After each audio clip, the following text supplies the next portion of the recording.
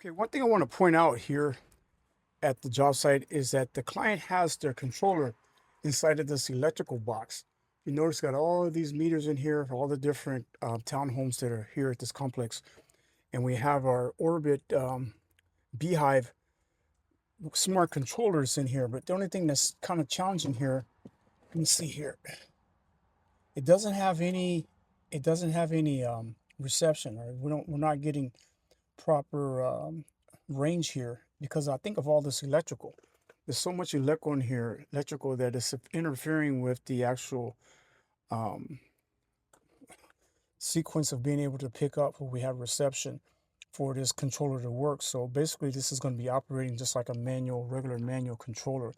But the efficiency and the value of this controller is not being utilized to its utmost just because it's in here where we have all this electrical, so it's interfering with the reception of the controller being able to pick up and be able to do what it needs to do.